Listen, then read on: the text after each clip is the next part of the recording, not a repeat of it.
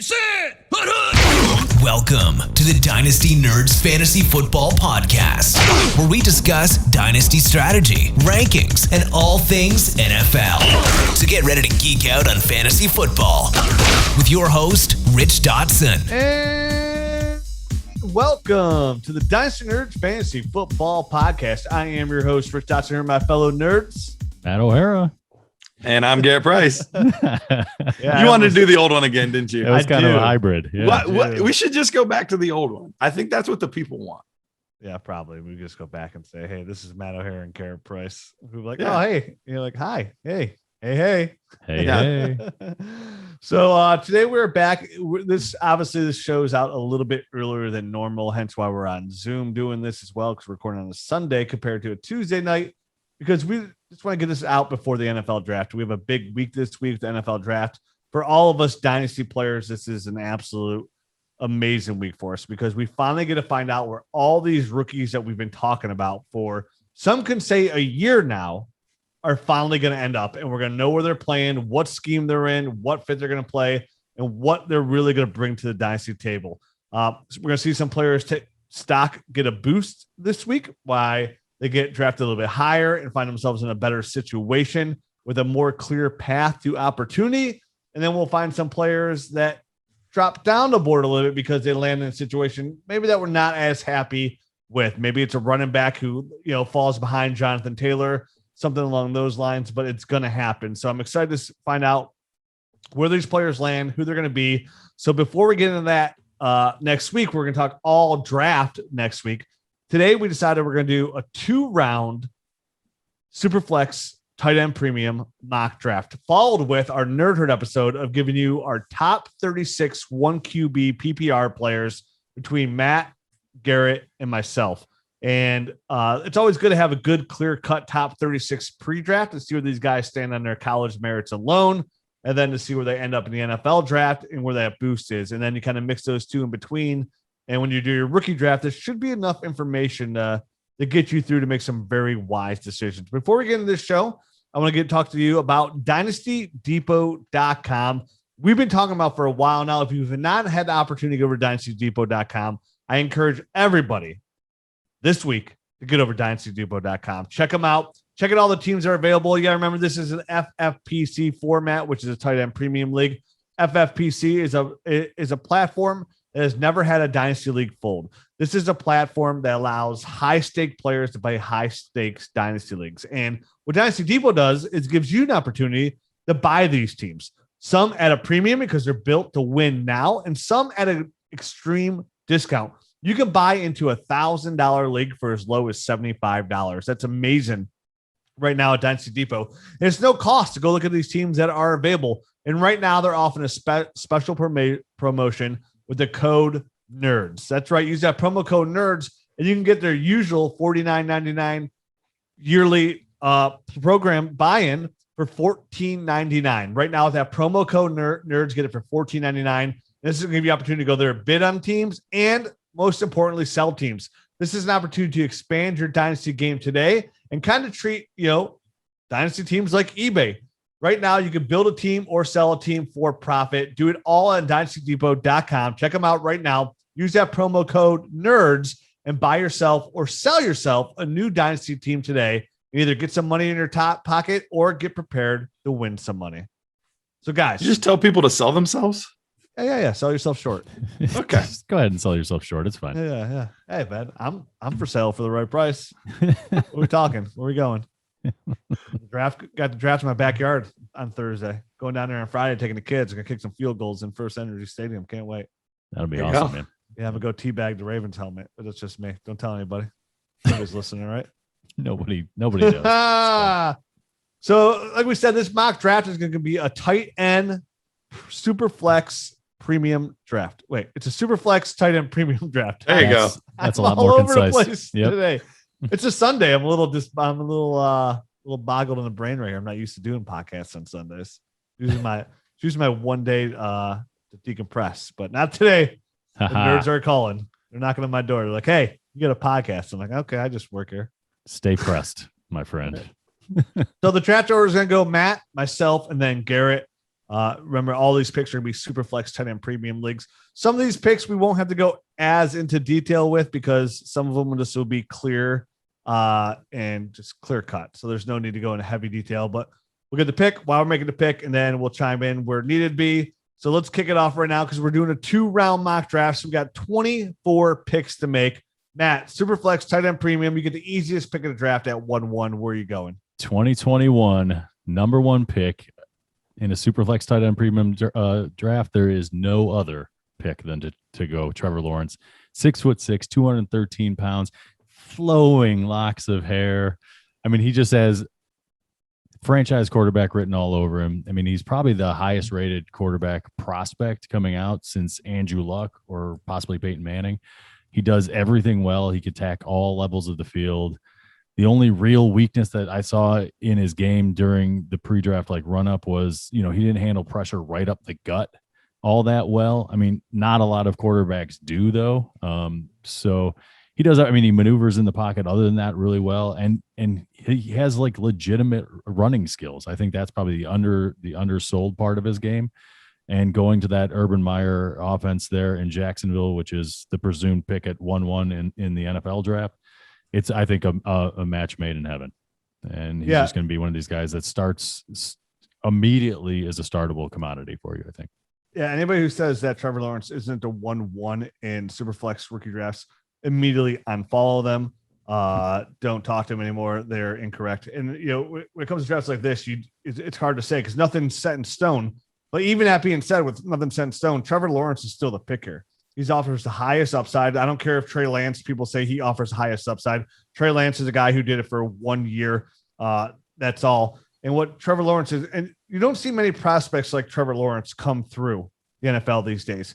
Guys that were the number 1 high school recruit, comes in as the number 1 high school recruit, goes to college football, wins a national championship as a freshman, gets into playoffs year in, year out as a freshman, and then goes to the NFL draft and will be the guaranteed number 1 pick overall. You don't see many players that live up to that standard, right?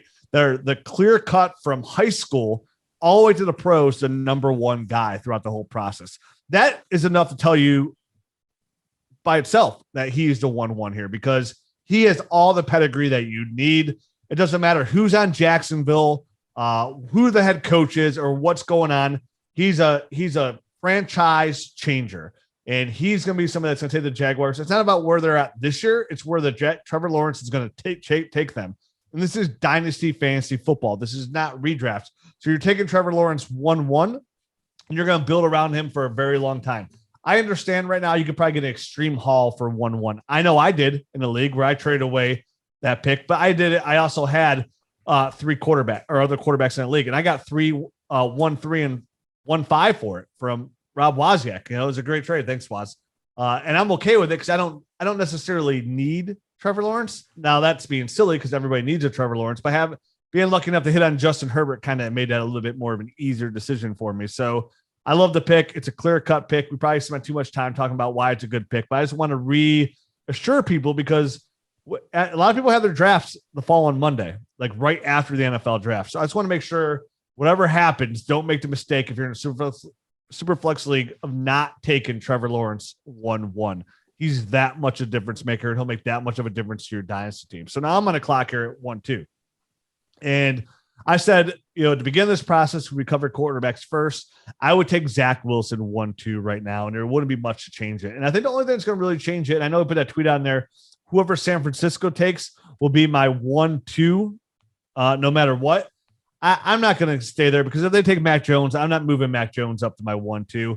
We're playing fantasy football. Yeah, he might still be a very good quarterback. A lot of reports coming out how smart he is. I love his accuracy as well, but I'm just not going to take him over guys like, Justin Fields, Zach Wilson, who not only, Zach Wilson, who I'm taking, he led or he was second in FBS in completion percentage. So he is also a very accurate quarterback. I love Zach Wilson's game. I love his accuracy. I love his mobility. I love the way he can get the ball out quickly at all different angles. I know his level of competition wasn't nearly as high as Trevor Lawrence, as Justin Fields, but I really like this kid's game a lot. I love the fact that he's just a baller. I love the way he gets his His arm angles out. His RPOs are really good as well. Really reminds me of Baker Mayfield a lot. Some people might look at that as a bad thing. I look at it as a really good thing.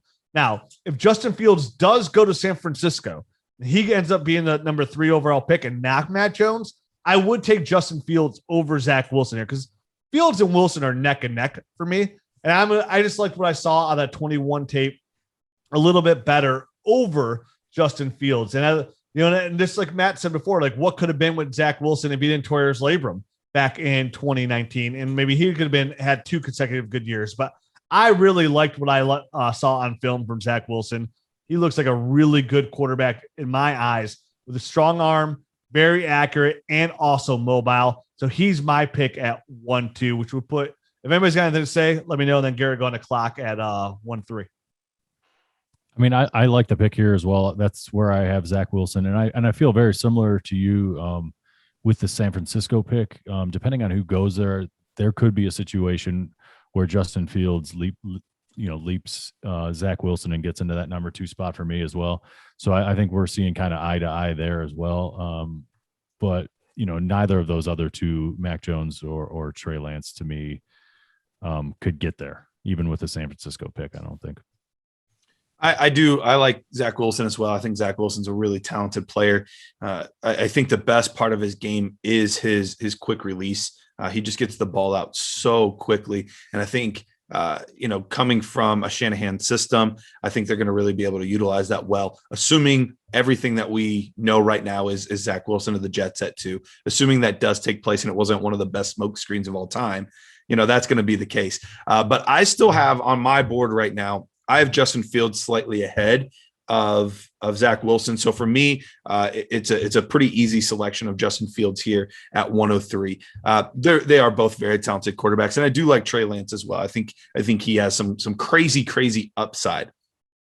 But the more that I dig into Justin Fields, the more I listen about Justin Fields, the more I learn about Justin Fields, the more I absolutely love him. I was actually listening today, and I even tweeted out something about this. I was listening to Moves the Sticks with Daniel Jeremiah and Bucky Brooks, and Daniel Jeremiah is one of my favorite guys to cover the draft. He knows his stuff. He's a former scout, all this. And he had an interview with Ryan Day, and Ryan Day had Joe Burrow actually at Ohio State for a little bit. He was his quarterback coach as well. And one of Ryan Day's comments was that Justin Fields processes information very similar to Joe Burrow. Like he sees things and he can implement it on the field right away. There's not like that big learning curve for him. And that was something that really struck me, that if you have somebody with the athletic ability of Justin Fields, we're talking about a 6'3" guy, and he's not scrawny either. Some of these quarterbacks we see come in kind of frail. He weighed in at 228 pounds. Like he's a big physical kid, very strong arm, good at running around. One of the things that he didn't do as well as other players is some of the off script stuff, which I think he could easily develop that at the next level at times. So I really, really like Justin Fields. You can combine that athletic ability with the intelligence that, from all reports I'm hearing, he has. I think he's a win-win guy. Yeah, I think it's an easy pick for you here at 1-3. And I'm sure tons of people would take Justin Fields at 1-2, and I have no problem with that either, too. Just because I'm saying I'm taking Wilson at 2 does not mean I don't like Justin Fields a lot. I think he's a very good prospect. I saw the same report to you. At this time of year, I kind of take those with a grain of salt at the same time because it is head coach that's talking him up here. So, but it's good to hear things like that as well, that he can process information. I think Justin Fields is a fantastic prospect. Same things we said about Trevor Lawrence, right? Coming to the nation. He was the number 2 overall prospect right behind Trevor Lawrence. But then, got beat out by Jake Fromm, which was a huge mistake by Georgia's part, massive mistake, which allowed him to go to Ohio State, who had some really good weapons there. So I think it's a great pick here. To me, in a Superflex league, these are easily the 1, 2, 3 picks. And it doesn't matter who around these guys or where Justin Fields goes. If Justin Fields falls behind Mac Jones, I still would take Justin Fields ahead of Mac Jones, even when he's in San Francisco, because I love his athletic ability. And in today's game, when it comes to fantasy football production, you do need, not technically, okay, you don't need them, but you would really like that your quarterback has some rushing ability, because those 400 rushing yards could be the difference between being QB 9 and being QB 6 overall. You know what I mean? There's that. Right. That's a big difference there overall when it comes to fantasy production. And I'll take those extra 4 points per game on basis from the rushing quarterback. And that's where he would get over the edge for a guy like Mac Jones for me.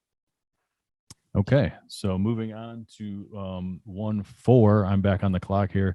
And I think for me, it wasn't the easiest pick. I could have kind of flip-flopped and gone either way here, but I ended up going with Mac Jones based on the fact that I'm guessing he's probably going to end up in San Francisco. If he doesn't, I could definitely flip-flop between him and Trey Lance, depending on landing spots, because those two I think are close for me. Similar to Zach Wilson and Justin Fields are close. They're kind of in a tier, and then Mac Jones and Trey Lance are in a tier. And I don't see a lot of flipping between the tiers, but these two could end up going back and forth depending on landing spot. But Mac Jones, like you had mentioned, a lot of reports are coming out about how he's testing so well with all these teams just on his ability to consume knowledge and process things very quickly. And that is a very important piece that's hard to quantify in this whole pre-draft process. So to hear glowing reviews about Mac Jones and the fact that he's basically blowing people's socks off here in the interview process is good. I do like his ability to move within the pocket. I know he is, the prototypical pocket passer, but I think he does a really good job processing and just, knowing when to sidestep the rush. And I think he processes quickly because he's able to navigate and throw into very small windows close to the line of scrimmage. I don't think he's the most talented guy downfield, but I think he's accurate enough down there, and he's a distributor. And if he gets into a Kyle Shanahan type of offense and he has good weapons around him, I think he can be fantasy football relevant. To me, he is really a Phillip Rivers type of quarterback. That's how I see him as a prospect. And Phillip Rivers had a time there when he was very fantasy relevant. I know these past few years have stained the name a little bit of Phillip Rivers, but there was a nice chunk of time when he was a very consistent quarterback one. Yeah, and he has the weapons in San Francisco right now that fit him perfectly. Deebo Samuel, Brendan Ayuk, George Kittle there, keep everything close. A pass catcher, running back that can get pretty high in the second round as well. And Mac Jones, you're right, accuracy is the key there. I mean, this guy set an all-time record when it comes to completion percentage, which is 77.4% completion percentage. That's nothing to sneeze at a high level. And I don't know if it was Garrett that brought this up, or I heard it somewhere else. So if it wasn't you, Garrett, I apologize who did say it. Like, people talk about all the weapons that Mac Jones had, And I mean, he really just had Devontae Smith because Jalen Waddle got hurt, and there was another big time superstar going on right there in Alabama. It was pretty much Devontae Smith. And it was actually Mac Jones that made everybody else better around him as well. So, I mean, if him in San Francisco, I think will lock it up. I'm with you, Matt. I think there's Trevor Lawrence in the tier by himself in Superflex. Then Zach Wilson and Justin Fields in their own tier. And then Trey Lance and Mac Jones in a tier for me as well. And if you can get Mac Jones in San Francisco with Kyle Shanahan and they trade up they give up 2 other first-round picks besides their first this year to get him, then that easily locks him in here to me as the 1-4 overall. And that shows you how good, like when we were doing this draft, I think we got it right around 2-4, 2-5. And I'm like, man, if you have anywhere from 2-5 down, you're getting yourself a really good high-quality prospect. And the fact that you get a quarterback like this at 1-4, that doesn't happen a lot in these Superflex leagues. You know what I mean? And for me, I always feel like, even though Mac Jones isn't that sexy of a pick, but if we're doing, you said you did this assuming he went to San Francisco, and there's guys out there like Kyle Pitts, who I love more than just about anybody. There's Najee Harris, there's Jamar Chase, Devontae Smith. I mean, he'd have to be the pick because if he could translate that completion percentage into San Francisco with Kyle Shanahan, which there's no reason you think you can't, then this is a guy that's going to throw for 4,000 yards continually and have the touchdowns there and not throw interceptions. I mean, this is going to be a Scott Fishbowl dream guy. You know what I mean? Like with his completion percentage and non-interceptions, he's going to score very highly in formats like this. So what a great value here at 1-4. If that's the case. I'm going to be a little different than you guys. This was a little high for me. Partly because I don't think Mac Jones has a super high ceiling. I think, I just can't envision him being a top 6 guy with offering basically no rushing production at all with how we've seen the league go right now. he's not going to, I mean, he'd be lucky to get 150, 200 yards. He would be pretty happy with. I would be very surprised if he even got there. Yeah, I think that was probably generous. So that's the thing. Like, I don't think there's any way in the foreseeable future for him to be a top 6 or top 8 type of guy. And I think he's a good prospect. I don't necessarily think he's a special prospect. So at this point for me, I would rather either go with a guy like Trey Lance that I think does have more upside and just as much safety. I don't think either one's safer than the other necessarily. Or take a top player at a different position like a Pitts or Javonte or Chase or, somebody like that where they're the top guy at the position. This at 1-4, I just don't think there's enough upside for me to want to take him here. If it's 1-6, 1-7, sure, I would probably be in there, but I think this is a little high for me. But Matt said this is like presuming that he goes to, obviously he said if he doesn't go to San Fran. I'm assuming that too.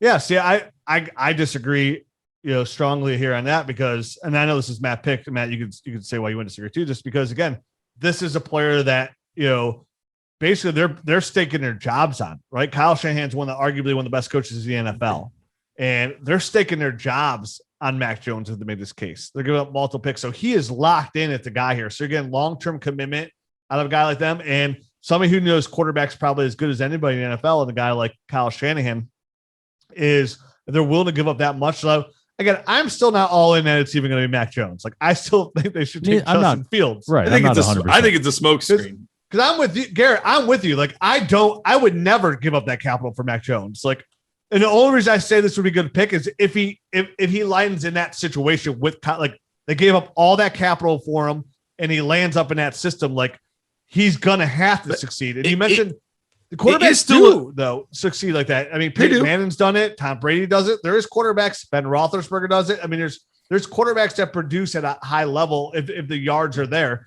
And if he's as accurate and schemed correctly to him, like I said, you're talking about a guy who's going to be in double-digit touchdowns with almost a very low interception rate year in, year out. I mean, it might not be top 6 quarterbacks, but we know this in Superflex.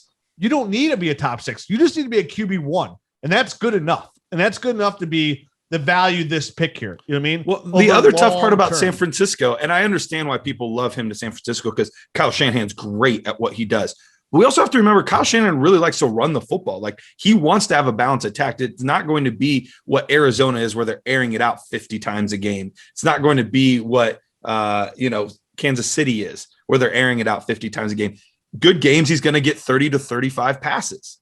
Yeah, but no, I think that's the case with Jimmy Garoppolo when he was with Matt Ryan. Matt Ryan was league MVP. You know what I mean? Like I think the reason they did this is because he has Jimmy Garoppolo, so they've been forced to run the football a little bit more. Like maybe. I think they've been a little bit limited here, and he also likes to throw to the running back as well, which is going to increase those odds, or not odds, yards for their running back. So I know I've been arguing Matt's pick here, but Matt, if you got anything to say, like again, I've done a fantastic job for me, Rich. Thank you adamantly disagree here in Superflex leagues. We talk about all the time, like if you're in a Superflex leagues, the opportunity to get a QB1, it's really hard to do, and you have again. Garrett, I'm with you. Like, I'm not arguing that Mac Jones is coming here and lighting the league on fire and going to be QB even 6. Like, I think given Kyle Shanahan's system, he could live anywhere, be like Kirk Cousins, right? Anywhere from 9 to quarterback 13 on a year in, year out basis with the weapons they have. Because I love Ayuk, I love Debo, I love Kittle, and I love the fact that I think they would get a pass catcher running back in that system. And to me, to get a guy like that at 1-4, you're picking at 1-4. You know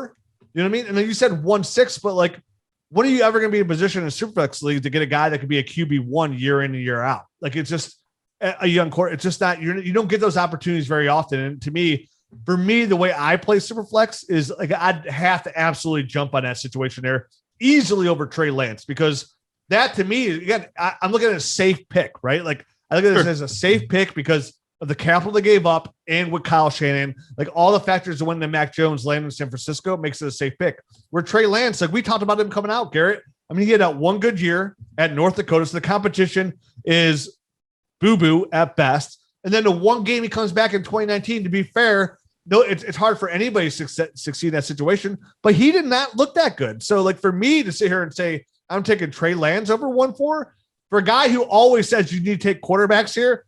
I'm on the clock next. I'm taking Najee Harris over Trey Lance. Okay. Because of those factors where I'm sitting here, I'm at 1-5. Yes, I have an opportunity to get a quarterback here. Now, if I desperately needed a quarterback here, I could see myself taking Trey Lance. But in the vacuum where we're doing this mock draft, like I think Najee Harris is way more safe than a guy like Trey Lance. And I think Trey Lance wouldn't be good enough year one if Najee Harris hits and he ends up being a running back prospect. I think it could be. I know you two have Javonte Williams at number 1, but to me, it's Najee Harris easily. I actually have Javonte Williams my number 3 running back. But to me, it's Najee Harris easily as my running back 1 here. And if Najee Harris hits, he ends up being, say, what a lot of people are coming to like the next Matt Forte, I'll be able to flip Najee Harris in 2 years for a quarterback that I want that has some upside, even if I have to add a little bit more on top of it. So my pick here at 1-5, I'm taking the number 1 offensive player on my board that's not a quarterback in the Superflex League. I really wanted to lead and take Kyle Pitts here. I really did. And I know I originally tweeted out like Kyle Pitts is my 1-4 in Superflex leagues, but the more I thought about it, it's like, man, if Najee Harris turns into an elite running back in a really good situation, even in a Superflex league, there's no tight end that I really can't trade for, because it all boils back down to the running backs, and high-end running backs are always going to be the cream of crop in fantasy football. Always. Even if you need to go trade for a quarterback in a Superflex league, you might have to add on to that top-tier running back, but you can still go get them because running backs always rule, definitely when they're really young and really talented. So I'm going Najee Harris here at 1-5. I mean, I think you laid it out kind of, a compelling argument. I mean, obviously, Garrett and I both have Javonte Williams ahead of him, so I don't think either one of us would have made this particular pick. But, I mean, this is the spot where you're going to have to start making those kind of decisions. You know what I mean? Is it going to be Mac Jones? Is it going to be Trey Lance? Or are you starting to take the best player at a different position? Is it a tight end? Is it the running back? Are we going the best wide receiver? And I think this is kind of the range where things get very tricky in the draft in Superflexes, because, I mean, Superflex tight end premium drafts in particular.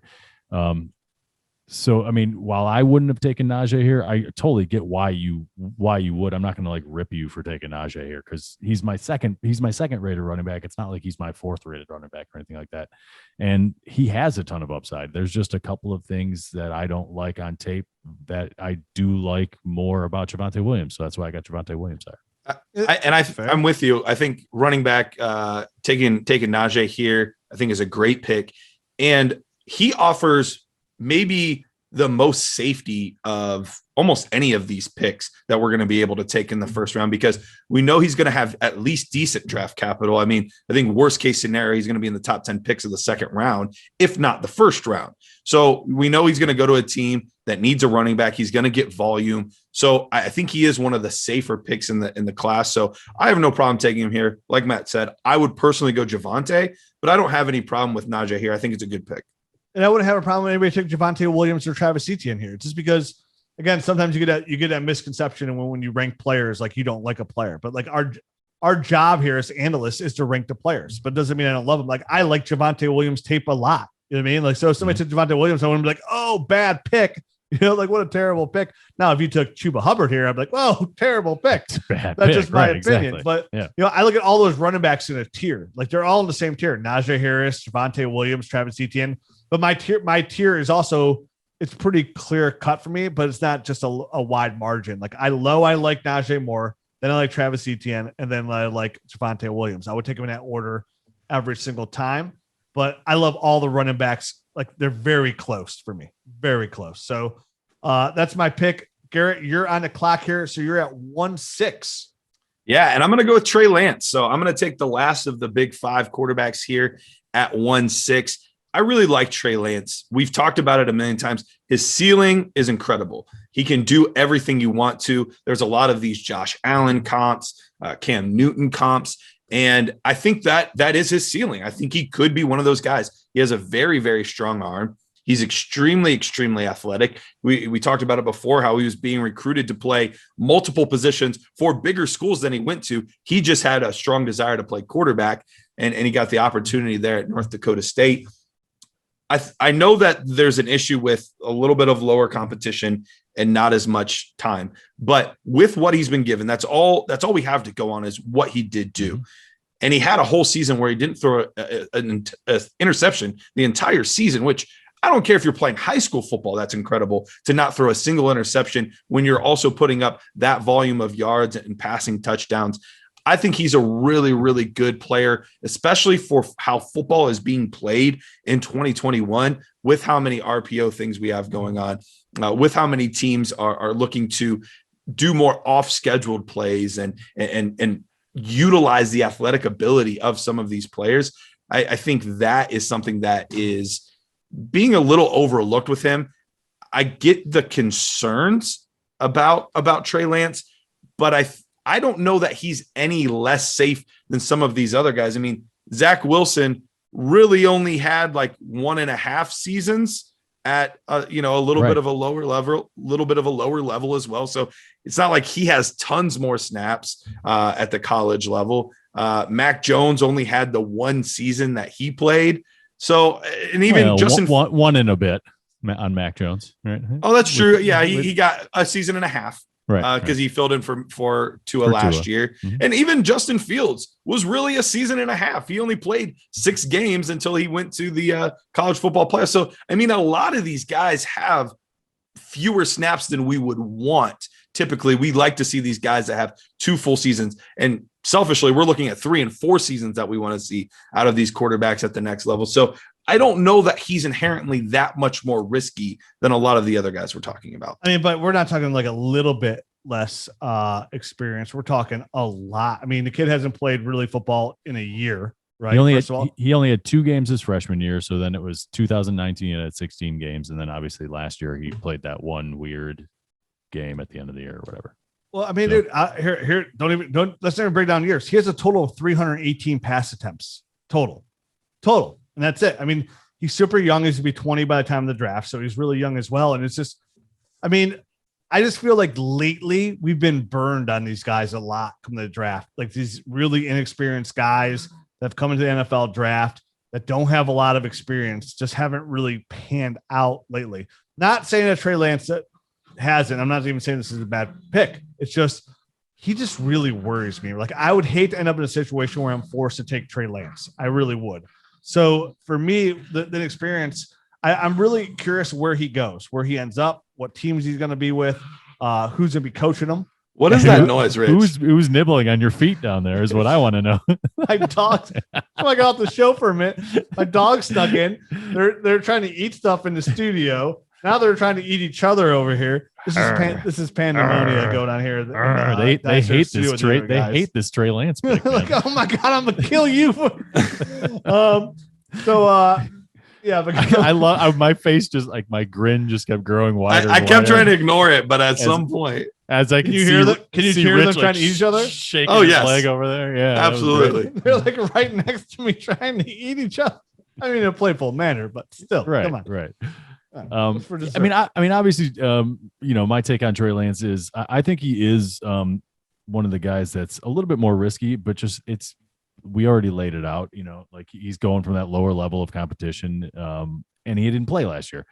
But the 1,100 yards rushing and 14 touchdowns on the ground, I mean, that is the stuff that you salivate over as a fantasy football owner. So it's one of these things. He offers a ton of upside, and he's a big person too, 6'4", 224 pounds. And on tape, he's probably the best rushing quarterback in this draft. So he's good. I mean, I think he's also a very good thrower of the football. I think he's got him underrated in that respect. And the fact that he came from North Dakota State, where they do run a more traditionally pro style offense, he's had a lot of exposure that some of these players haven't already had. So the 16 games in that offense against a lower level of competition is what you're kind of trying to like weigh back and forth. You know what I mean? Like, and it makes it risky, but the upside is huge. And at 1.6, there's no reason to not take him here, in my opinion. Yeah, I think I would wait one more spot. I would probably take Kyle Pitts here and then take Trey Lance. Well, speaking of that, I can see myself doing it. Yeah. Speaking of that, at 1.7, I'm going to go Kyle Pitts. This is tight end premium. So really he could have gone higher than this. I kind of feel like he could have gone at 1.4 and it wouldn't be crazy. I mean, for a guy that's 6'5", 245 pounds, ran a 4.44, and 10'9" broad jump. So he's like this super freaky athlete. He's basically a big wide receiver playing tight end out there. He had 770 yards and 12 touchdowns last year in only 8 games. He is a freak. He's a jump ball type of guy. He's you can throw back shoulder fades. You can throw stop routes to him. There's not a lot that this guy can't do. He's just an oversized wide receiver out there and a jump ball guy. He's going to be a red zone threat. He's just a mismatch waiting to happen at the NFL level. Yeah, it shows you how strong the top of this class is. There's a lot of years in Superflex tight end premium leagues. You could argue Kyle Pitts would be the 1-2 in that class. And you're right, because he could have gone as high as 1-4. And I hope it's not a situation I would look back if this was my team that I didn't take. I took Najee Harris over him. And the reason I would take him over a guy like Trey Lance is because to me, he's one of the few guaranteed for sure things in this draft for me. Like, again, nothing's guaranteed, but for me, Kyle Pitts is a guaranteed. He is the first ever Blitnikoff finalist at tight end position. The guy never dropped a red zone pass. We've talked about Kyle Pitts so much. This is a guy that we don't have to sit here and talk about in depth here, but to me, in a tight end premium league, like I said, originally we talked about him. If you had a chance to get Travis Kelce at 21 years old, where would he go? Right. And that's what Kyle Pitts can offer. And I'm really, really interested to see where he goes. That could possibly even potentially move him up to like a spot like 1-4. Because again, if you put him in Carolina and it's him, DJ Moore, Sam Darnold, and then Robbie Anderson, like I would have a real hard time passing him up at 1-4 with Joe Brady and Matt Rule there. Them taking a high. I think he would become the Travis Kelce, George Kittle, the focal point of that offense. It'd be Sam Darnold's safety net. So Matt, I absolutely love this pick. I'd be on the clock. Garrett, do you have anything to say or? No, I think this is one of the more obvious ones. We've talked about him a ton. I don't think we need to get into it much more. I agree. This is a great pick. Yeah, so I'm up here at 1-8. I'm going Travis Etienne. I know you guys would easily take Javonte Williams here, but I would take Travis Etienne here. I'm real interested to see where he goes in NFL draft. Again, I really want to see him end up on the Jets. That's my dream spot for me, is him end up on the Jets from a fantasy football standpoint, because I think those first couple of years he's going to be a running back one if that's the case, in an outside zone, a plant and go kind of receiver. And I know a lot of people, that they knock him because he doesn't have as many traits that they would prefer out of some of these other running backs. They think of it a little bit more one-dimensional, even though he expanded his pass catching game this year. But the more I think about Travis Etienne, let's look over his whole career. Is he's been a very good running back for 3 years straight, right? This guy has been accomplished for 3 years straight. There's no question, can Travis Etienne win, right? He won at the highest level of college football, year in and year out. This is a very talented running back who we liked a lot last year and came out this year and expanded his game into pass catcher running back. I think he offers a lot of fantasy football upside here. Definitely get him involved in that passing game. So where he ends up is going to really, I've said, these guys are real close for me. So the NFL draft will determine if I change my rankings up. I could see Javonte Williams possibly getting a bump.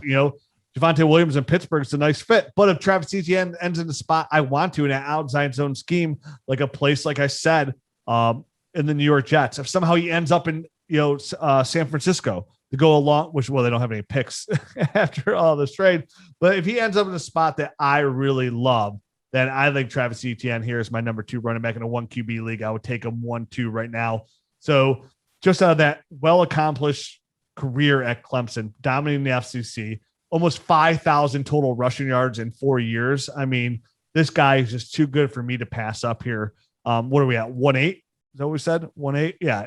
I'm getting myself a high quality running back where if he is even a running back 1, to me, he's a top 16 fantasy football running back. And I love getting that here at 1-8. Listen, I'm not going to beat you up too much. I mean, obviously, we've already said that we would have already taken Javonte Williams, so I don't think this is a terrible spot for Etienne to go. He is one of these guys that I need to see where he's going to land, because I think there's some things that he has some deficiencies in his game. He's not a great between the tackles type of runner. He needs to be out in space a little bit more. So if he lands in a creative offense where they're going to be doing those things, I think he can jump up some spots here in my overall rankings. I'm not sure he's going to beat out Javonte or Najee. Najee Harris. Thank you. Yeah, he won't be on Najee no matter where he lands for me personally. So, but in my overall rankings, he might be able to creep up a little bit depending on landing spots. So we'll see. I like Travis Etienne. He's an explosive player, but I think he's a space player. Yeah, but what got me back to that too, Matt, was so many of these offenses are switching that kind of offense. They're switching close to that college game, that RPO, that outside zone scheme. Everybody's stealing it from the Shanahans. We've seen it expand so much over these last couple of years. The two tight end sets, right? Run the 12 personnel. We've seen a lot of that expand as well. So we've slowly seen this college game kind of switch a little bit more, the NFL game to that college game. So there's so many more landing spots for a guy like Travis Etienne's game, and that really does translate to the NFL. I mean, we've talked about a lot of players that have been in our last couple episodes, like, this player is playing 20 years ago. He'd be a very good player, but in today's dating game, he's got no room to play. So that's why I like Travis Etienne just a hair over a guy like Javonte Williams, who's pretty much just a pinball machine. I still do like Travis Etienne. He was a player that I was really, really high on last year. And just the more I dug into his tape, the more I don't want to say red flags, but the more yellow flags I started to see in Travis Etienne's game, where he has great burst, but I don't think his top end speed is necessarily special, but it's at 0 to 60, which is special, which is more important for running backs. So I'm okay with that, but his vision is really subpar. So I am concerned a little bit about his vision being able to see the holes, and he's not a guy that's going to create on his own. He's going to need the offense to create for him. And so, I've said it probably for months now, but he is the most landing spot dependent running back out of all of these guys. And you could tell me that he ends up being the first running back off of the board at 2-1, and I wouldn't be shocked. Well, I would be shocked because that's Jacksonville 2-2. I wouldn't be shocked. You could tell me that he falls all the way to the back end of the second, and I could see that happening too. So there's just so many question marks in there that I'm just not willing to take him over the guy who I'm about to talk about now at 1.9 in Javonte Williams. Javonte Williams came in a hair shorter. He's about 5'9" and some change. But watching Javonte Williams play was just such a breath of fresh air. Had over 1,100 yards at 7.3 a clip, 19 touchdowns, a guy that just had a nose for the end zone. And he is the true definition of a 3-down back. There weren't any holes where I was like, oh, I'm concerned with his receiving ability. Nope, he can do that. He can do that well. I'm concerned with his pass blocking. Nope, he does that pretty well too. Could go between the tackles, but has enough speed to get on the outside at times too. Like there's just no obvious holes in Javonte's game. I just feel so confident that, assuming the draft capital is there, which everything I'm hearing, and even Connor Rogers, one of the YouTube videos we talked about, he said he believes Javonte's a lock for a top 50 pick. I think if that's the case and he is top 50 in the draft and he goes to a team that is not going to put him in a committee but allow him to be that 3-down back, we're talking about a top 8, top 10 type of fantasy running back. Yeah, and that's where he could jump Travis Etienne. I mean, Etienne and Javonte Williams are so close for me. Like wherever they land is going to determine where I have them ranked. Because I do. I love Javonte Williams. I love Javonte's tape just as much as you do. He does everything really well. I mean, there's not a player you watch in this draft that has players bounce off him more than Javonte. So a very, very good prospect. And it's a reason why we have these players, these running backs for us, 1, 2, 3, right? Because the receiving class is a little bit deeper, even though it's not as nearly as deep as I want it to, but running back trumps all in fantasy football. And there's Jamar Chase, Devontae Smith, Jalen Waddle in this class as well. And we're taking all three of these running backs ahead of them currently. Matt, you're on the clock. All right. Yeah. 1.9 or no, 110. I am going to go Devontae Smith, the aforementioned first wide receiver off the board. And at this point, like you'd mentioned, we're through all the tops at some positions. You know what I mean? All those top 3 running backs are gone. The top tight ends off the board. All the quarterbacks are gone. And now we're finally at 110. We're making this amazing pick of Devontae Smith. So, obviously 6'1", 166 pounds, I think is what is in everybody's head right now. out there just wondering, like, is this guy going to be able to do it? But it was never an issue with me. I mean, the physicality that he plays with, he plays a much bigger game than 166 pounds. And, you know, there was a lot of reports that I think I was listening on the radio, and there was a verified weight, you know, during season that he was up at 170. He was in 170 pounds. So this is something that he's during the off season, he's probably trying to cut some weight and trying to get faster and all that kind of stuff. He didn't run, so I don't know if that's true or not, but love to see a time on him. I have a feeling he's not like a high end speedster type of guy, but he's fast, football fast. Mm-hmm. You know what I mean? He can be a gadget player. He can win on all sorts of levels of the field. And Devontae Smith is my clear cut wide receiver one this year. You know, Jamar Chase, he gets an honorable mention, but he's definitely my number two.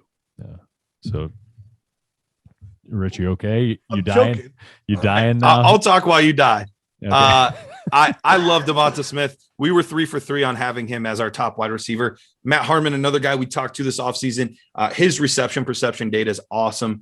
He came out, and one of the big concerns that I heard, which always kind of makes me chuckle because people telling themselves a little bit, is how is Devonta Smith at 166 pounds going to beat press coverage? Well, first of all, there's less press coverage at the NFL level than I think people realize. People always want to go back to that. Some of the best corners in the game don't even, like Richard Sherman almost never presses. Like his entire career, he almost never presses. So that's funny, first of all. Second of all, Matt Harmon's data says that in college football, at the wide receiver position, he posted a 78.9% success rate versus press coverage in 2020, which was the best in this draft class. So he was the best against press coverage in 2020 in this draft class. Oh, by the way, in 2019, he was also the best against press coverage. So like he beats press coverage regularly. Like that's not an issue for him. And it's not like he's playing at some small, tiny little school. He's playing in the SEC against the best athletes in the game. So the fact that you can get this guy, and we haven't even talked about the rest of the receivers that are still on the board, but that shows how this, you know, end of the first round to the beginning of the second round, there's just so much value to be had because we're getting a receiver that just won the Heisman Trophy at 110. That was a great pick, man. I love that he's our clear-cut number one for all of us. I mean, again, Jamar Chase is a great prospect. He's 1-2 easily for me, and he falls in that category. Like I wouldn't argue anybody taking Chase over Devonta Smith, which is funny because people would argue you taking Smith over Chase, which is silly to me. But I mean, Garrett, you laid out perfectly. And yeah, we look at him to his, like you'll say, oh, Rich, well, you tell you about this guy flying away like a kite or a tumbleweed, but you don't talk about Devontae Smith that way. No, you want to know why? Because I look at Devontae Smith as an outlier. This is the guy who won a Heisman Trophy, first guy in over 50 years to win a Heisman Trophy at the receiver position. And there's guys that have had high success at this position as weight, guys like Marvin Harrison, guys like Torrey Holt. They're Hall of Fame wide receivers. And I look at Devontae Smith in that mold, where a guy who's just, I nicknamed him on a Chase Vernon's podcast. I'm now no longer calling him Devontae Smith. I'm calling him Devontae Smooth because that's what he is. He's just a very smooth wide receiver. And I love Devontae Smooth a ton. He's my number one wide receiver on this board. And I would take him again. I don't care if Chase goes ahead of him into Cincinnati. A matter of fact, I think that's even more argument for like say Devontae Smith goes to Detroit and Jamar Chase goes to Cincinnati. I'm like, well, he's back with Joe Burrow. Yeah, but you also have Joe Mixon there. You also have T. Higgins there. You also have Tyler Boyd there. That's a lot of mouths to feed. Oh, look, he ends up in Detroit. Hey, DeAndre Swift. Hey, T.J. Hawkinson. Hey, other receivers. I don't need to get to know your names. Tyrell the Gazelle. How old are you? 39, 45, 55, 85. I don't know. Can't even count that high. I'm too small. I can't even see you. You're like the top leading tower of giant wide receivers over there. Quintus Cephas. Oh, nice to meet you too, buddy. Great. I'm the number one here. Oh, Jared Goff, you can't throw deep? Sweet. I get off the line real quick. I'm real smooth. Throw it to the sideline. I'm going to catch it every single time. I love it. I love it a ton. Great pick. So what am I? 111? Yeah, 111. You're up. Yeah, you're right. Look at it. 110, you get Devontae Smith. At 111, I get Jamar Chase. What is going on around here? Dude, look at us. Superflex drafts this year. The end of the first, beginning of the second is just crazy value. And what's crazy is you can flip-flop this any way, and now you won't get – if you would literally just about take any player here, even Jamar Chase higher, and you're mixing another guy down, you're not getting any argument from me, because here's where that tier ends, essentially, right around here. Like, I'm real interested about Jalen Waddle and putting Jalen Waddle in this tier too. So I'm not going to say it just like drops off here. Well, it certainly does drop off here. And I want to put Jalen Waddle in this tier too. But like, this is at 110, and I'm getting Jamar Chase. Like 111. 111. Yeah, 111. So basically, if you throw Waddle in there for a Superflex league, the whole first round is a tier where in any order they go, I'm going to pat you on the back and say, good pick. You just got yourself a good player. Because that's where I look at. Because I think Jalen Waddle is just such a freak. He offers such high potential for fantasy football upside. And I know we're talking about Jamar Chase here, but like, I mean, all these guys at 112, I just want to say, like, if you have a first round pick in this league, I think the only one I'm coming away like nervous about is Trey Lance. I swear. That's it. That's the only. So like, if I end up with Trey Lance, like, that's what I'm going, oh, I hope this works out. Everybody else, I'm like, barring that Mac Jones goes to San Francisco, everybody else, I'm like, I feel very confident in this pick. Very confident. I'm sure a lot of people are confident in Trey Lance, but I'm telling you, I'm not saying Trey Lance is going to be bad, but I have the least confidence of all these players in the first round in him. And like, again, somebody's going to have to bust. Now, all these guys are going to be good. Somebody's going to bust. So I'm saying the odds are going to be Trey Lance is going to be a bust because somebody's got to bust and everybody else is too good. I mean, Jamar Chase is somebody who came in and set an SEC record with Joe Burrow with 1,780 receiving yards. He's just one of those receiving guys that does everything well. I think our only knack on him is he took some plays off. That's pretty much about it. He doesn't have much dog in him as a guy like Devontae Smith, who's way smaller than him. That's it, man. You nailed it right there. Those are really the only negatives you could say about the guy. I mean, he's obviously bigger. He ran a 40 in like the 4.3, was it 7 or 8 range? And he makes spectacular plays, but like you said, there were, some blocking issues. He's not gonna give 100% effort in that running game. And some plays where the ball's not coming to him, you can tell. It doesn't affect your fantasy football score, but still, I mean, that gives you a little glimpse into his diva. He could be a potential like a diva down the road, which sometimes that could turn into a problem. When it comes to holdouts or fantasy prediction, or you get traded, you would do another team, and that doesn't always work out either. Not saying whatsoever that's Jamar Chase, because I have I'm not saying that. But when you're talking about when players are so close, you got to pick. You got to be very nitpicky, and that's what we did here. So, but here I am at 111. It's extremely ecstatic. I got Jamar Chase. I just came in second place last year in the championship game, and now I'm at Jamar Chase. Look out, sky's the limit. Garrett, let's end out the first round here.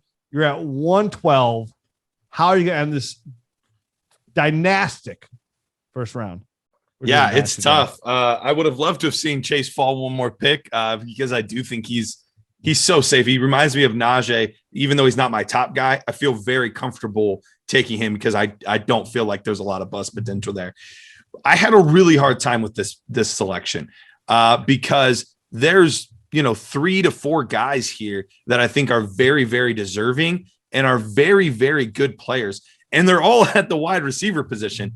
I ended up going and sticking with my board, the guy that was my third ranked wide receiver. That's Rashad Bateman. Rashad Bateman's one of the more true prototypical X-type receivers that we have in this class. And one of the things, even after we did our show, I had a couple people reaching out to me and they said, Garrett, you guys talked about how 2020 was a little bit worse than 2019. And that was some of your concerns, but you love his 2019 tape. Apparently he legitimately had COVID right before the season started. And so I think that played a role into him being behind in, getting up to date with the offense because he couldn't play with them, and then, Cam Newton talked about it this year, how you're just off, like everything doesn't feel right. It's not working right. So if I go off of 2019 tape, he is like in the same tier in 2019 as guys like Chase and guys like Smith and guys that were in last year's class. He was that dynamic. He was the leader on that offense, even though Tyler Johnson, who ended up getting drafted last year,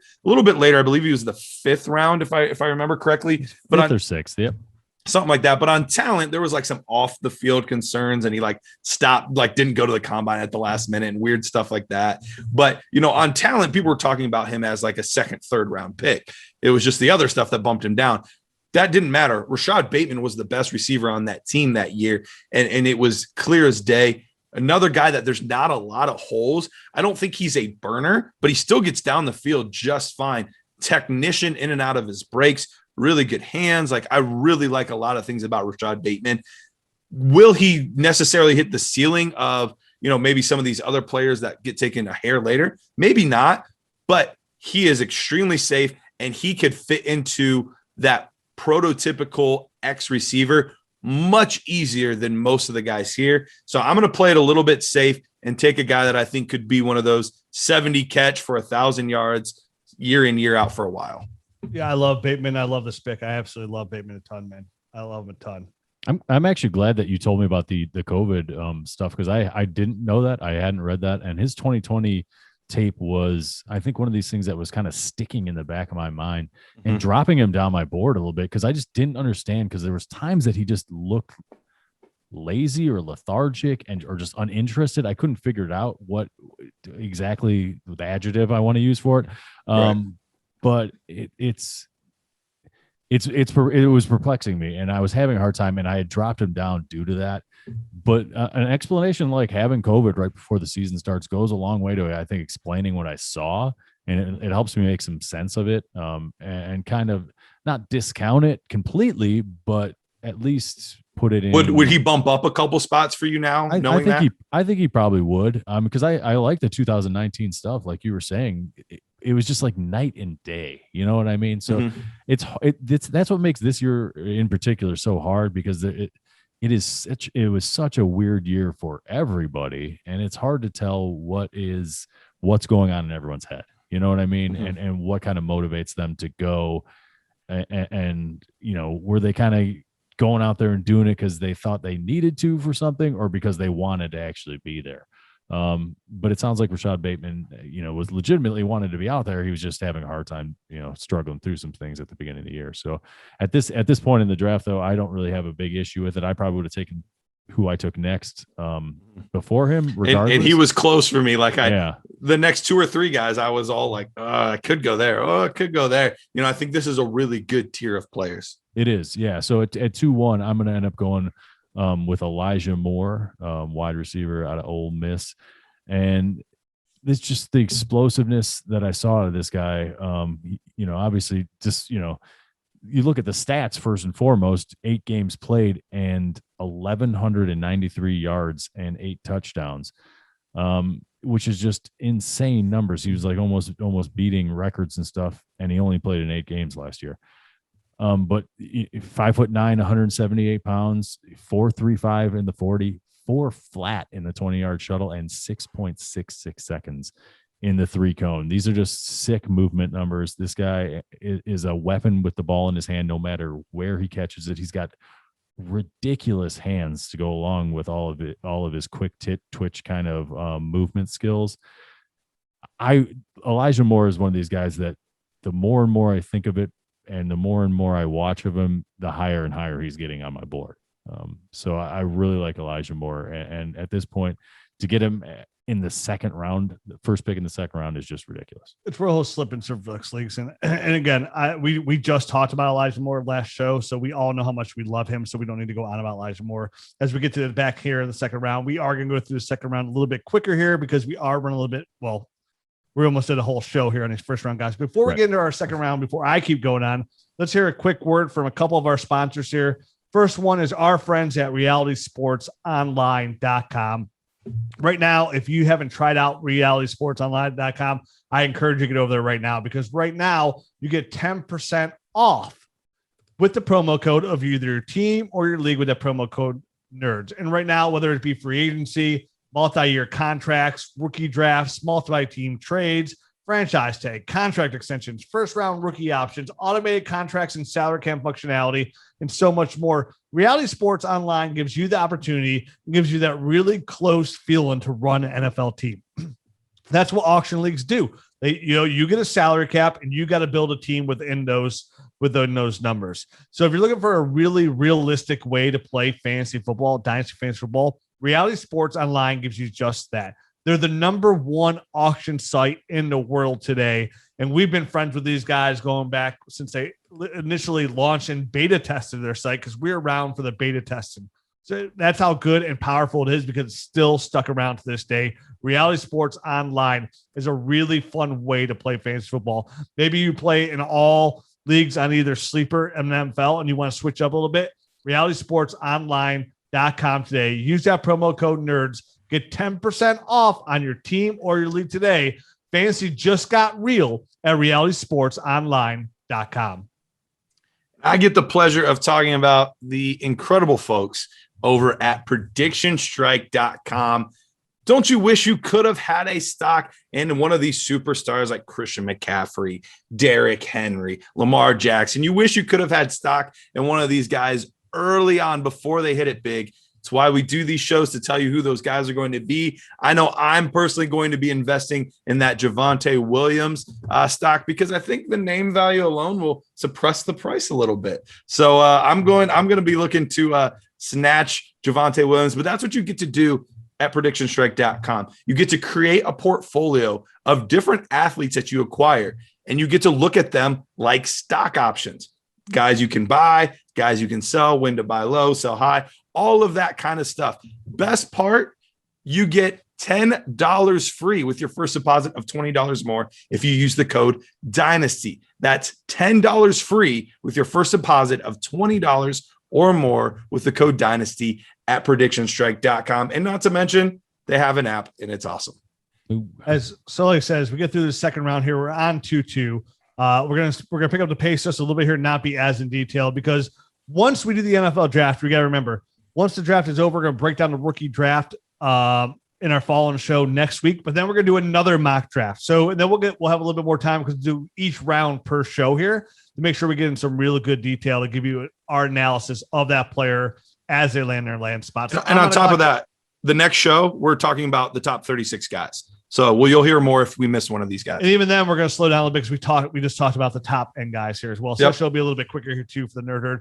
But I'm going to clock here at 2-2. Another guy we talked about last week, Jalen Waddle. I don't need to go into detail about it as much, but at 2-2, this is absolutely stealing for my eyes. He offers potentially the most highest upside when it comes to fantasy production at the receiver position.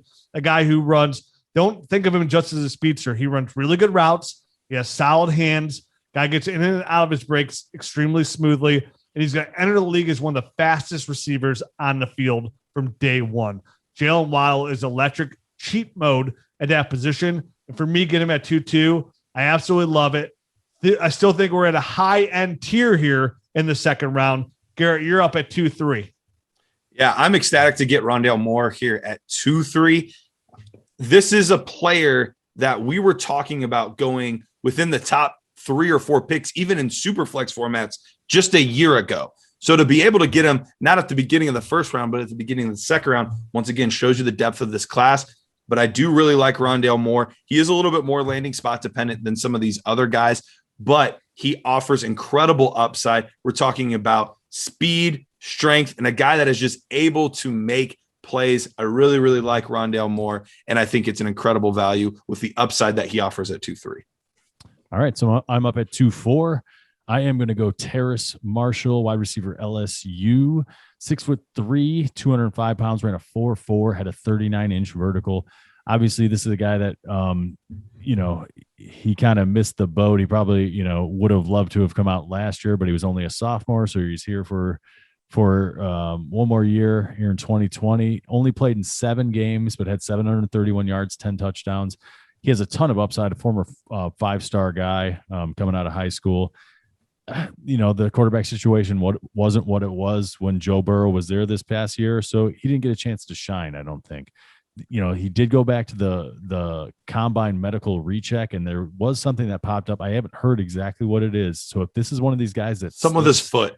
Was it with his foot? Okay. So if he slips on draft day, that means it was a serious issue with his foot. If he gets taken early, then it was something that wasn't that big of a deal. We shouldn't pay much attention to it. So as of right now, without knowing the information on the foot, I'm going to take him here and feel pretty good about the upside. Yeah, I like that pick a lock. And right here, that's where it ends for me at 2-4.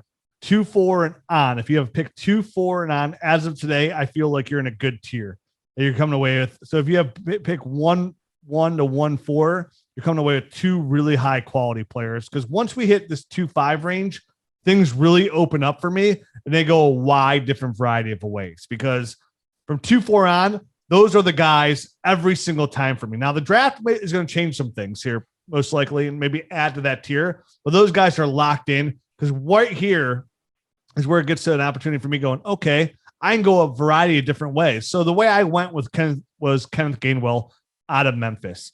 I know, 5'11", 195 pounds, but I of all the reports I read, Kenneth Gainwell and Michael Carter probably be that next tier of running backs off the board in the NFL draft. So I am envisioning, just like we're envisioning Mac Jones in San Francisco, Kenneth Gainwell is going to find himself in a very juicy spot come draft day. And in one QB leagues, I can envision Kenneth Gainwell getting a bump into the back end of the first round, because he's going to be one of those draft day boosters. Him, or maybe it's Michael Carter. We'll see another running back in that category. We don't know who. Maybe even a guy like Chuba Hubbard. But I'm going to stick with Kenneth Gainwell here, a guy who has that home run potential every time he gets the football in his hands. This guy has fantastic production. And obviously he heard good enough things from him that he was able to opt out last year and not play in Memphis. So all reports coming back to him was like, hey, man, right now the NFL looks at you good enough where you don't even have to play in 2020. Just go ahead and sit out, work on your game, get ready for the draft, and good things are going to come. So if we see Kenneth Gainwell get drafted on the second day of the NFL draft without playing at all in 2020, that's going to say a lot of what that team thinks of him and his opportunity with the NFL team. So I think Kenneth Gainwell, I'm going to gamble here as the next pick on where I think he'll be after it come next week, because these guys are such a wide variety. I had to sit down and think about how I want to go, and that was the decision maker for me. All right, at 2.6, with this being a tight end premium, I thought this was a great value for Pat Freiermuth, tight end out of Penn State, a guy that we didn't get to see as much of this season due to his injury. But we're talking about the complete package. We're talking about a guy that has the prototypical size that you want. He can block, he can catch, you can line up as a stand-up Y, he can be end of the line blocker or inline blocker.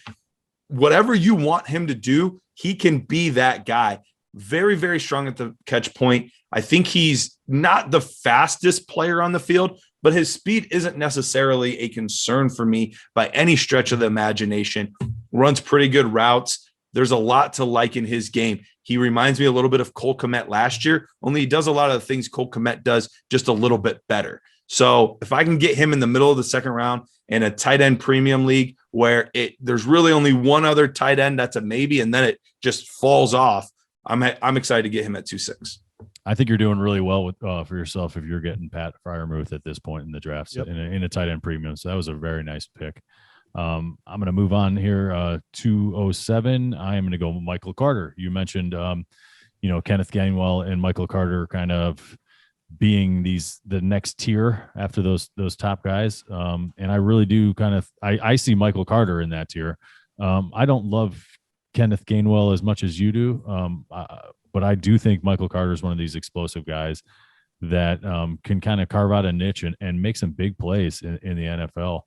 He was actually the guy that led North Carolina in rushing this past season, and he's a little bit more of a straight line-ish runner than Javonte is, but he is very explosive and makes nice big plays.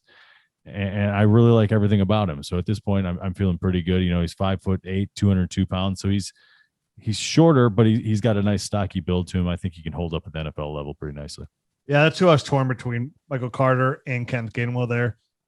Again, I want to see where they end up. They're so close to me. I used to not play in 2020 and assuming he gets drafted still high as my tiebreaker. But I love them both here. I think both those three picks that we just made was like almost another tier for me. I mean, like I like all three of those guys a lot, and I can see myself come draft day, like that's where I want to be. My next tier, like I want one of those guys. So I'm going to clock now. I'm on Ross St. Brown here. Just a very safe football player who, just like the player itself, when you watch his tape, you don't get blown away by him. But like right now in a pre-mock draft, I want to come up with a safe player. I think Amon-Ra St. Brown is a very safe player. Like he'll have a spot in an NFL team. There's a very good chance he can be a number 2 on an NFL team. And with that, you get, fantasy football production. Could he be a Sterling Shepard? Maybe, but maybe not. So right now, the way he can go and win those jump balls and the way he can be productive, I feel very good here. In the back end of the second round, getting a player of Amon-Ra St. Brown's value this slate without knowing where he's going to end up come this weekend. Yeah, I mean, I think he's a very polished guy, and to get him right now, I think he can come to an NFL team and start contributing almost right away. So I think that's a very nice value right here. I actually almost took him at 2.6, and just with the premium, I couldn't pass on Freiermuth, but I do like Amon-Ra quite a bit.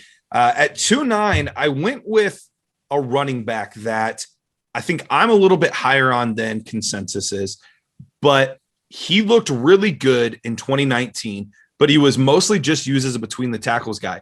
He had actually posted on his Twitter that he was declaring for the NFL draft, but then never actually hired an agent. And 2 days later was basically like, never mind, I'm coming back to school. So he was very, very close to deciding to come out, but decided to stay in school for one more year. And part of that was because he had heard that Mike Leake was coming to town. He would get to finally display his pass catching chops. He definitely got to do that in 2020. In fact, he got to catch the ball more than he ran it. And I think at that point, he was just kind of fed up. But this is one of the few players left in this class at the running back position that actually has both prototypical size and speed. A lot of the rest of the guys you're going to see are either undersized guys or have the right size, but they're very slow. This is one of the few players that have both of those things. And we know that he can do it between the tackles and catch the football. This player, if he gets day 2 capital, which is probably a stretch, but if he gets at the end of the 3rd round or even at the beginning of the 4th round, I could see him carving out a nice role for himself. So I think there's more upside on him than there are a lot of other running backs at this point in time. Yeah, I'm interested where he goes. It's not like it's a very solid player, and I know you like him a lot. And I think he's right there. Like he's right there with Chuba Hubbard with me. You know what I mean? Like for me personally, like I can see that. I'm looking. So Matt, you're on the clock. At 210, I'm going to go Kadarius Toney, and it's just based off his ridiculous upside, man. This guy he's so explosive. If he could learn to run a route, he would be one of the biggest weapons in this whole entire draft. He's just, obviously the Senior Bowl highlighted some issues with his hands, which I did not see on tape. So that I don't really think his hands are an issue. He can beat people and get a ton of separation just off his quicks. And if he could learn how to run a route to go along with that, he's going to be a very dangerous player at the NFL level. Yeah, we talked about this draft, how we became a little bit disappointed with these players here.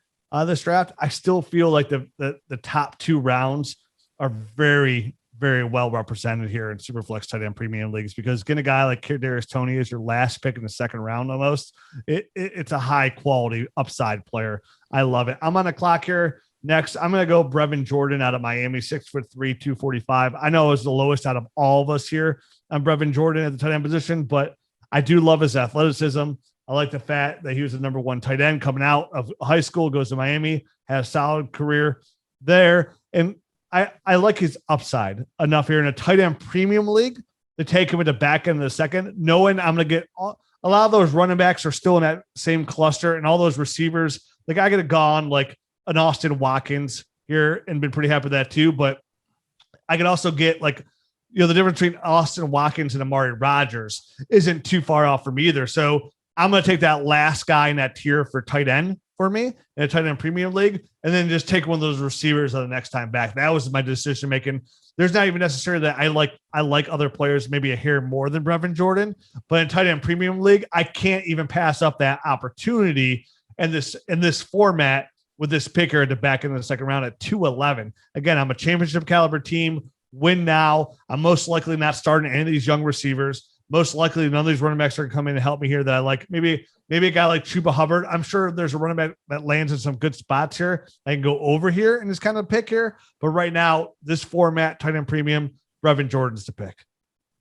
Yeah, I think that's a good pick. And this last pick here, it was really one of those situations where I could have gone anywhere. And in a real draft, I'm probably not taking this player at 212 because I can get him a round and a half later, probably at this point. And it's Austin Watkins Jr. And it was a guy that all three of us, it's very rare for a sleeper to be somebody that all three of us are in on, because that's kind of the nature of a sleeper, is like somebody catches something about that player that really excites them. So for all three of us to be on board, that was part of my reasoning for taking him here. But I've seen people that have done pre-NFL draft mocks, and he's going in the 4th and 5th round in most of those. So I wouldn't have to take him at 212. I'd probably take him too high at 312, but I would do it then to make sure I get him. But I wanted to make sure I talk about him because on raw talent, if I was going true to my board, Austin Watkins would be the next guy here. And this is who I would take here. I do think he's a very solid all-around receiver.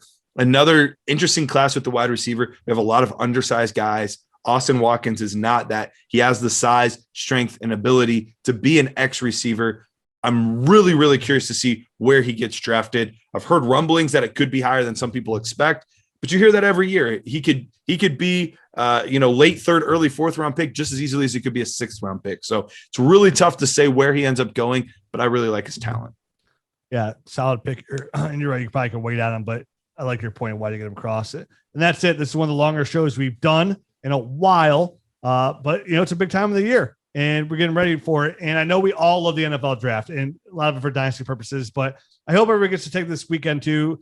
I mean, this is something that I've loved for as long as I can remember, and something that I have a good group of friends. We do the same thing year in, year out. We get together for this draft and we absolutely love it. Now, being a Cleveland Browns fan, of course, the draft's been very important for us for the last 20 years because we're always picking the top 10. We've always been terrible. That's no longer the case. But you got to remember, this is not only a good time for dynasty fantasy football, but it's also a very good time for your actual favorite NFL team this year, because it's a chance for your team to get a little bit better and get a young player under contract and help your team make that, our number one pursuit is for our team to win that Super Bowl. So I hope everybody really enjoys the week.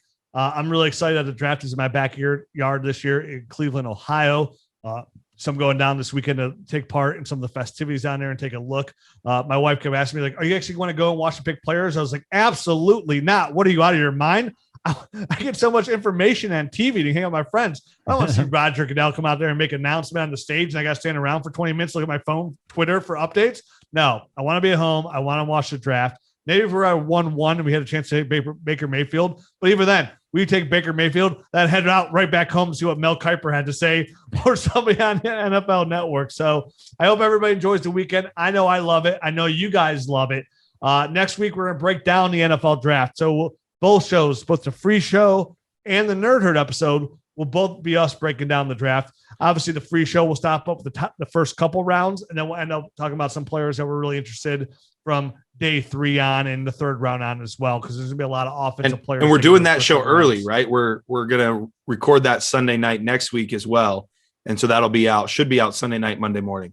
Yeah, that way it's gonna be ready for all of you drafters, ready to go. So same thing, we'll have that ready to go here real early. Want to get out right away, so that way you're prepared for your NFL rookie dynasty drafts. I said NFL drafts, dynasty drafts. I'm way confused. We'll be back next week.